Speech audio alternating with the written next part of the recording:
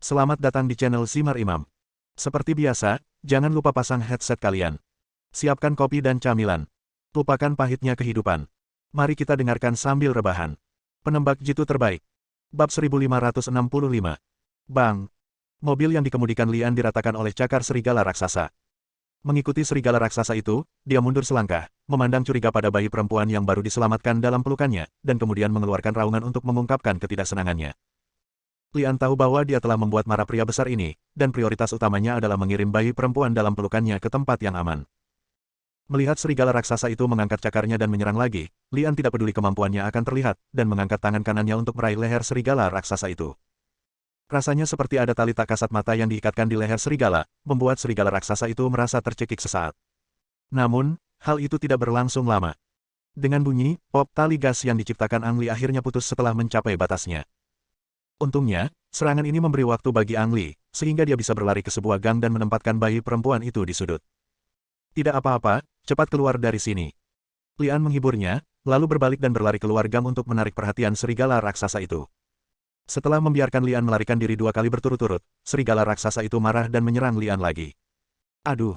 Serigala raksasa itu menjerit, merasa seolah-olah ada sesuatu yang menarik tubuhnya. Ketika dia berbalik, dia menemukan bahwa kaki belakang kanannya tertutup es, di sana ada ledakan lain. Membeku, meledak, dan menyerang 2 kali berturut-turut, kaki belakang kanan serigala raksasa itu rusak parah dan berlumuran darah. Setelah berhasil melakukan serangan diam-diam, Mary dan Yang segera mundur dan menjauhkan diri dari serigala raksasa tersebut. Keduanya menyerang dengan sekuat tenaga, namun hanya melukai ringan serigala raksasa tersebut.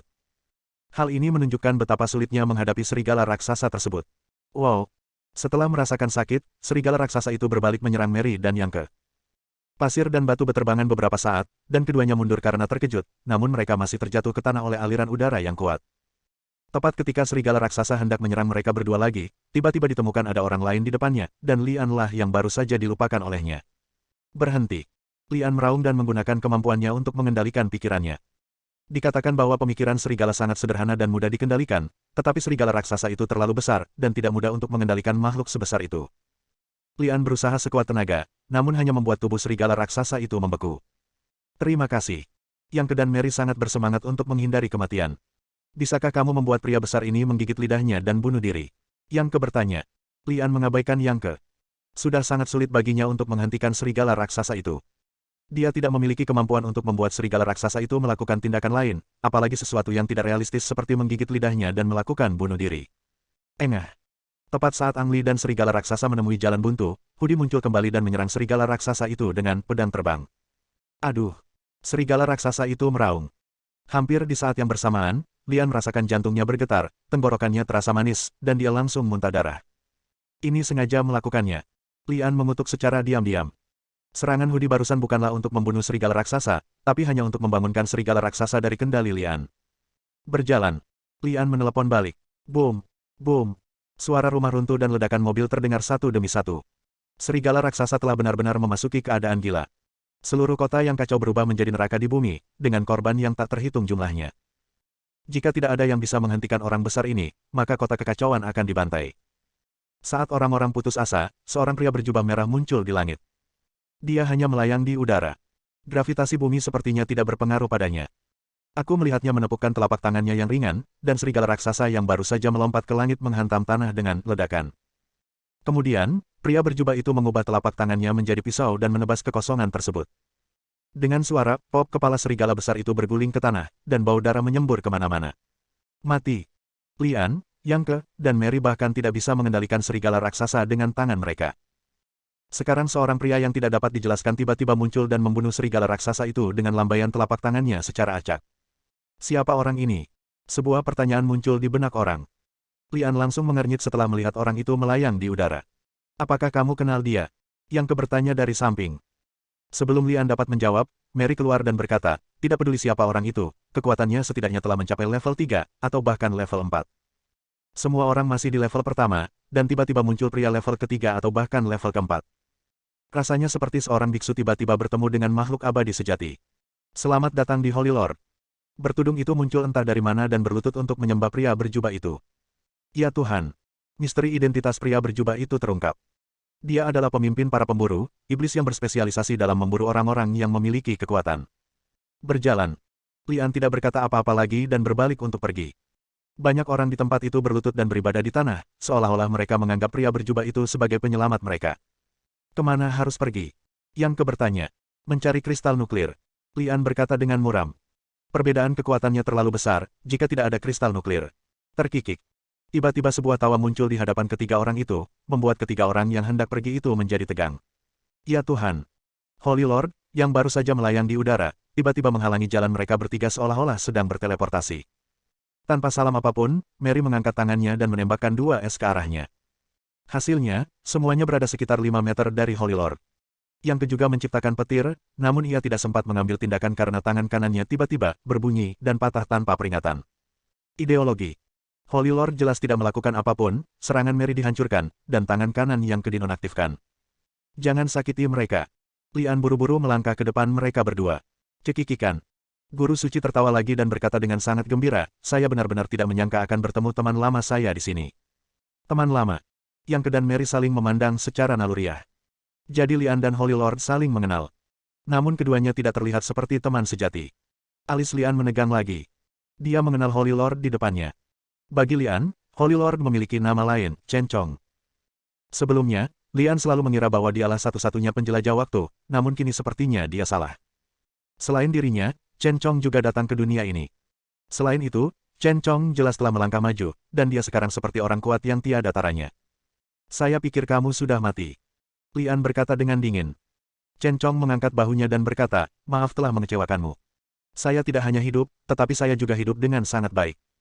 Ya Tuhan. Hudi mengejarnya dan berlutut di tanah dan berteriak. Carikan aku tempat, aku ingin ngobrol baik dengan kakakku. Chen bergegas ke Hudi dan memesan. Bab 1566. Di ruangan yang indah. Chen Chong sedang memegang 2 cangkir, berisi anggur murni, tetapi mengeluarkan bau anggur yang menyengat. Cicipi.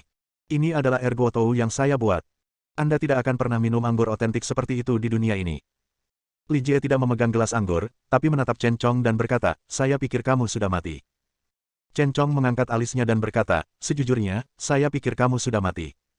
Senang sekali melihat seorang teman di sini. Kami bukan teman.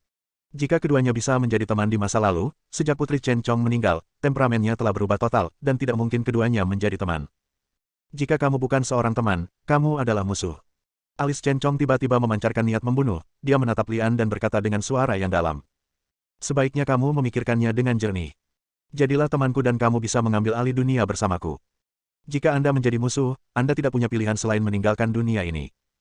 Untuk mengendalikan dunia ini, apakah ini tujuanmu? Lian bertanya, tapi tidak banyak kejutan. Ambisi Chen Chong sudah sangat ambisius. Kamu bisa menjadi asistenku. Chen Chong berkhotbah. Bagaimana jika aku menolak? Tanya Ang Li. Chen Chong mencibir, seperti yang saya katakan tadi, Anda dapat memilih apakah Anda seorang teman atau musuh. Setelah jeda sebentar, Chen Chong mengangkat lehernya, menuangkan 2 botol minuman beralkohol ke perutnya, lalu mengulurkan tangan dan menepuk bahu Lian dan berkata, pikirkan baik-baik. Maukah kamu menjadi temanku atau musuhku? Ngomong-ngomong, kamu benar-benar lemah sekarang dan akan dibunuh oleh berbagai orang kapan saja di dunia ini, tapi aku bisa membuatmu kuat lagi. Lian mengerutkan kening. Penampilan Chen Chong memang membuatnya terlihat terlalu lemah. Aku memberimu waktu 24 jam. Setelah 24 jam kita akan menjadi teman atau musuh. Apa yang akan terjadi di masa depan? Itu semua tergantung pada pilihan Anda. Setelah Chen Chong selesai berbicara, dia keluar. Bang! Begitu Chen Chong pergi, pintu dibuka dengan paksa, dan Yang Ke serta Mary bergegas masuk bersama. Apakah kamu mengenalnya? Mereka berdua bertanya secara bersamaan. Seorang teman lama yang aneh. Jawab Lian. Apa yang dia katakan padamu? Tanya Mary. Lian melirik ke arah Mary, dan terlihat dari ekspresinya bahwa dia sangat khawatir. Bagaimanapun, Chen Chong telah menunjukkan kekuatan super, dan dia adalah pemimpin para pemburu. Jika kristal inti benar-benar muncul di sini, kemungkinan besar akan jatuh ke tangan Chen Chong. Setelah Chen Chong mendapatkan kristal inti, tidak ada seorang pun di dunia ini yang dapat menghentikannya. Dia ingin aku bergaul dengannya, kalau tidak dia akan membunuhku. Jawab Lian. Kamu setuju? Tanya Maria. Ang Li menjawab, belum. Tapi, aku tidak ingin mati. Mary mengerutkan kening. Jika dia tidak ingin mati, dia hanya bisa menyetujui Chen Chong. Ayo pergi. Mau kemana? Tanya Maria kaget. Yang Ke berkata dari samping, carilah kristal nuklir. Dia berhenti sebentar dan menatap Lian saat dia berbicara. Dia tidak ingin mati, tapi dia juga tidak ingin bergaul dengan orang-orang seperti itu. Menemukan kristal nuklir adalah satu-satunya cara untuk menyelesaikan masalahnya. Bagaimana jika kita tidak dapat menemukan kristal inti? Mary bertanya dengan sedikit cemas. Rumor bahwa ada kristal nuklir di sini bukan lagi sesuatu yang terjadi setiap hari atau 2 hari. Jika memang semudah itu menemukannya, itu tidak akan ada saat ini. Maksudku, kamu bisa berjanji padanya dulu bahwa menyelamatkan nyawamu adalah hal yang paling penting, dan kita bisa membicarakan hal lain nanti. Lian tidak menjawab, bangkit dan berjalan keluar pintu. Beberapa saat kemudian, ketiga orang itu masuk ke dalam mobil dan melanjutkan perjalanan menuju tambang. Di reruntuhan di luar kota kekacauan, Chen Chong sedang memegang labu kayu di tangannya, yang berisi minuman ergoto miliknya sendiri. Ada juga sepiring kacang di depannya, dan dia makan satu kacang setelah menyesap anggur. Ya Tuhan! Hudi muncul dan berlutut. Dia pergi? Tanya Chen Chong. Hudi menjawab, ya, dia pergi bersama yang bernama Yang Ke dan Mary, berjalan ke arah tambang. Jadi di mana inti kristalnya? Tanya Chen Chong. Hudi ragu-ragu dan berkata, orang-orangku tidak yakin. Namun, menemukan kristal inti adalah satu-satunya cara mereka. Selain itu, serigala raksasa berlari dari tambang, dan mungkin telah terjadi perubahan di sana. Chen Chong melemparkan kacang lagi ke dalam mulutnya, seolah sedang memikirkan sesuatu. Ya Tuhan! Hudi menundukkan kepalanya dan berbicara dengan suara yang dalam. Apakah kamu akan membiarkan anak buahmu lewat? Tidak perlu, kata Chen Chong dan berdiri. Dengan sekejap tubuhnya, pria itu, anggurnya, dan kacangnya semuanya menghilang. Milikku. Lian terus berjalan ke depan sambil melihat sekeliling, memandangi pepohonan dan rumah-rumah yang roboh, reruntuhan di mana-mana, dan sesekali melihat satu atau dua mayat di reruntuhan. Kecuali para penambang yang mati, tidak ada jejak para penambang yang awalnya bekerja di sini. Sepertinya sedang terjadi perang di sini. Tidak, harus dikatakan bahwa telah terjadi pembantaian. Serigala raksasa itu yang melakukannya. Mary berjalan di samping Lian dan berkhotbah. Dilihat dari pemandangannya, memang serigala raksasa itu yang hampir menghancurkan kota kekacauan itu. Namun yang aneh adalah serigala raksasa itu sepertinya muncul di sini begitu saja. Setelah menghancurkan tempat itu, ia langsung menuju ke tempat kekacauan itu. Kota tambang itu disegel. Yang pergi ke depan untuk mengintai dan kembali untuk berkhotbah. Bagaimana menurutmu? Lian berhenti dan bertanya. Mary berbicara pertama kali, batu kasar tidak hanya dapat mengubah gen manusia, tetapi juga gen hewan. Dalam beberapa hal, tingkat keberhasilan penggunaan batu mentah untuk mengubah gen hewan akan lebih tinggi. Setelah jeda sebentar, dia terus berbicara. Saya pernah melihat binatang yang gennya telah diubah oleh batu mentah sebelumnya, tapi saya belum pernah melihat binatang sebesar dan sekuat serigala raksasa. Maksudmu serigala raksasa itu bermutasi karena pengaruh kristal nuklir? Yang bertanya. Itu mungkin bukan kristal nuklir. Itu bisa menyebabkan perubahan besar. Kualitas batu kasarnya pasti sangat tinggi. Mary mengumpulkan kata-katanya dan berkata. Serigala biasanya tidak muncul di tempat orang berkumpul, dan mereka adalah serigala yang sendirian. Lian tiba-tiba mengatakan sesuatu yang tidak selaras, membuat Mary dan Yang terlihat sedikit terkejut. Lian sendiri tidak memberikan penjelasan apapun dan terus berjalan ke depan. Dia sampai ke tambang tersegel yang pernah dilihat Yang sebelumnya. Dia mengulurkan tangan dan menyentuh kerikil di pintu masuk gua dan bertanya. Apakah kamu menemukan masalah? Pintu masuk gua ditutup setelah dirusak dari dalam. Dengan kata lain, sesuatu keluar dari dalam dan menyebabkan pintu masuk gua runtuh sebelum menyegel tempat itu. Maksudmu serigala raksasa itu kehabisan? Mary bertanya. Lian menggelengkan kepalanya dan berkata, tidak. Yang ingin saya katakan adalah bukan serigala raksasa yang menemukan para penambang di sini, tetapi para penambang yang menemukannya. Bab 1567. Para penambang menemukan serigala raksasa. Satu kalimat membingungkan. Para penambang sedang menggali di bawah tanah. Bagaimana mereka menemukan serigala raksasa itu? Kata-katamu mengingatkanku pada sebuah legenda, sebuah dokumen kuno yang kulihat saat aku menyelidiki batu kasar. Menurut catatan dalam literatur, serigala dosa terkubur jauh di bawah tanah, dan ketika pintu neraka terbuka, serigala dosa akan keluar untuk menghancurkan dunia. Maria berpikir sejenak dan berkata, serigala dosa secara alami mengacu pada serigala raksasa, yang ingin menghancurkan dunia. Jika Chen Chong tidak muncul, kota kekacauan akan dihancurkan oleh serigala raksasa, dan tidak berlebihan untuk menggambarkannya sebagai kehancuran dunia. Apa yang diperhatikan Lian saat ini adalah kata kunci lainnya, pintu menuju neraka. Terkubur jauh di bawah tanah, serigala dosa hanya akan dilepaskan ketika gerbang neraka dibuka. Ang Li bertanya-tanya apakah serigala itu berasal dari dunia lain, dunia bernama neraka. Para penambang secara tidak sengaja membuka pintu ke dunia lain, dan serigala pun melarikan diri. Ini hanyalah spekulasi dan saya yakin akan segera diverifikasi. Kita harus masuk saja. Lian menatap lubang yang tertutup itu. Diperlukan ledakan terarah dengan bahan peledak untuk membuka jalan itu. Biarkan aku mencobanya. Kata Yang Ke, mengembunkan petir di telapak tangannya, lalu menempelkan telapak tangannya ke kerikil di pintu masuk gua. Suara, boom. Efeknya sangat bagus. Sebuah lorong sepanjang 4 hingga 5 meter dibuka dan dihubungkan ke tambang aslinya. Lian dan 3 orang lainnya menemukan lampu penambang dan berjalan menyusuri lorong. Terowongan tambang itu panjang dan rumit. Untungnya, serigala raksasa itu meninggalkan beberapa jejak di sepanjang jalan. Disitulah kejadian itu tiba-tiba terjadi. Bau darah memenuhi seluruh ruangan, dan ada lebih dari 20 mayat tergeletak di tanah. Ada yang perutnya dikeluarkan, ada yang otaknya hancur, dan ada yang lehernya disayat. Orang-orang ini mati dengan cara yang berbeda-beda, tetapi mereka semua memiliki satu kesamaan, mereka dibunuh dengan cakar yang tajam. Serigalalah yang melakukannya. Mary mengangguk dan menjawab, sepertinya ketika orang-orang ini dibunuh, mereka tidak jauh berbeda dari serigala biasa. Mereka secara bertahap bermutasi dalam perjalanan keluar dari sini. Hanya saja ukurannya tidak berubah, tapi kekuatan serangannya puluhan kali lipat dari serigala biasa. Kata yang sambil menatap luka almarhum. Sekalipun serigala biasa dapat menggigit orang sampai mati, mereka pasti tidak memiliki sifat mematikan yang begitu kuat. Apalagi membunuh lebih dari 20 penambang sekaligus, mereka mungkin sudah dipukuli sampai mati oleh para penambang. Mary dan Yang fokus pada orang mati itu, sementara Lian berdiri di atas. Ada batu besar tak beraturan bertatakan di dinding, setinggi setengah manusia. Permukaannya sehalus cermin, tapi ada font samar yang muncul dari dalam. Apa yang kamu lihat? Yang mendatangi Lian dan bertanya setelah menemukan kelainan tersebut. Lian tidak berbicara, hanya mengulurkan tangannya dan membelai batu itu. Mary berjalan mendekat dan melihat dan berseru, gerbang neraka, ini pasti gerbang neraka, serigala itu lari dari neraka. Serigala dosa terkubur jauh di bawah tanah. Ketika gerbang neraka terbuka, serigala dosa akan keluar dan menghancurkan dunia. Semuanya sangat mirip dengan legenda itu. Tempat ini terletak di bawah tanah. Para penambang secara tidak sengaja menemukan pintu ini saat menggali, dan kemudian secara tidak sengaja mengeluarkan serigala tersebut. Menurut Ang Li, nama gerbang neraka sangat konyol. Dilihat dari rune yang menjulang di atas batu, itu lebih seperti portal yang diciptakan oleh kekuatan kuno yang dapat memindahkan satu tempat ke tempat lain. Satu-satunya hal yang aneh adalah, mengapa ia terkubur jauh di bawah tanah. Pernahkah Anda memperhatikan teks yang menjulang di atasnya? Sungguh aneh. Saya belum pernah melihat teks seperti ini sebelumnya. Apakah ini teks kuno yang hilang?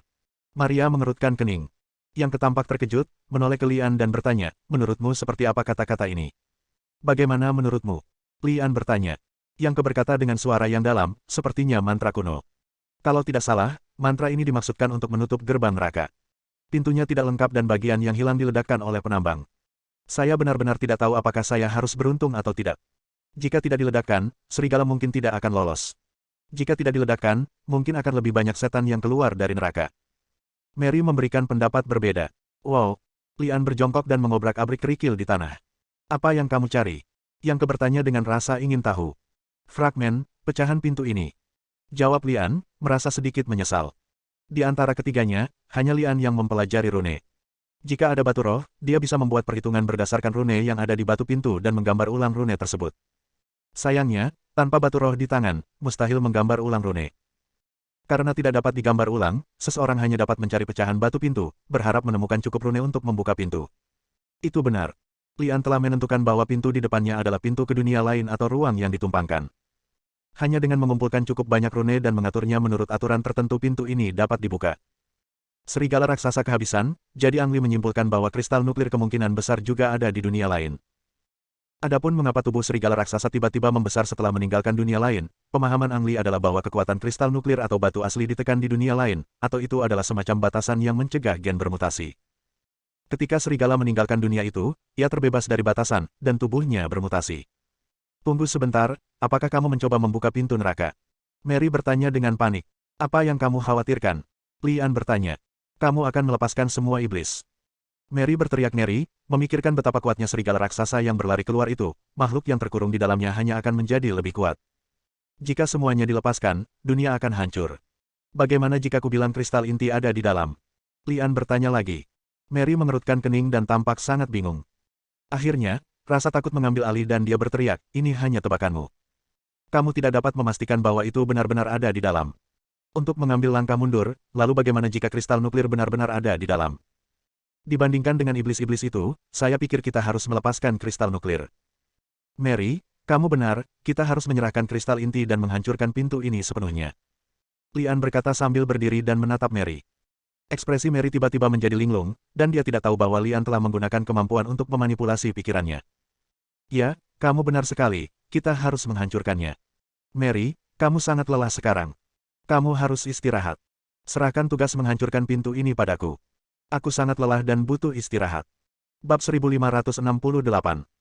Ketika Yang Ke melihat Mary tiba-tiba tertidur, dia mengerti segalanya. Sebelum Lian bisa melihatnya, dia berkata, "Aku akan membantumu." Ang Li tidak berniat menghipnotis Yang Ke. Pintunya telah dihancurkan. Bahkan jika dia menemukan pecahan rune untuk memperbaikinya sebentar, dia tidak tahu apa yang akan terjadi. Oleh karena itu, dia membutuhkan seorang penolong. Misalnya, jika dia masuk dan ingin kembali, dia masih membutuhkan bantuan Yang Ke. Karena alasan inilah Lian sangat berhati-hati saat memperbaiki rune dan dengan hati-hati mengajari Yang Ke, setidaknya untuk membuatnya mengingat posisi setiap batu pintu. Beberapa jam kemudian, batu pintu yang rusak telah diperbaiki hingga membuat kusen yang hampir lengkap, dan saat ini, Lian masih memegang batu pintu rusak terakhir di tangannya. "Bagaimana kabarmu? Apakah kamu mengingatnya?" Lian kembali menatap Yang Ke. Yang Ke tersenyum pahit dan matanya tertuju pada kusen batu pintu. Selain batu pintu besar yang semula dipasang di sana, ada ratusan pecahan batu pintu yang ditemukan Lian dan dipasang kembali di atasnya. Setiap batu pintu memiliki posisi khususnya masing-masing. Kecuali Anda memiliki memori fotografis, mustahil untuk mengingat semua posisi dalam waktu singkat. Kupikir aku akan memotretnya. Saat dia berbicara, Yang Ke mengeluarkan ponselnya dan mengambil foto kusen batu pintu dari berbagai sudut. Setelah memastikan tidak ada yang hilang, dia mengangguk ke Lian. "Itu saja. Apapun yang terjadi nanti, kamu tidak perlu panik, pastikan saja kusen batu pintunya masih utuh." Lian memberikan instruksi terakhirnya. "Aku tahu." Yang Ke menjawab. Lian mengalihkan pandangannya ke kusen batu pintu, memeriksanya lagi untuk memastikan sudah sempurna, dan akhirnya menekan batu pintu yang rusak di tangannya.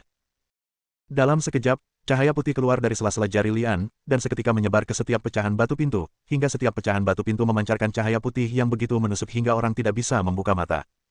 Proses ini sebenarnya tidak lama, hanya 2 atau 3 detik.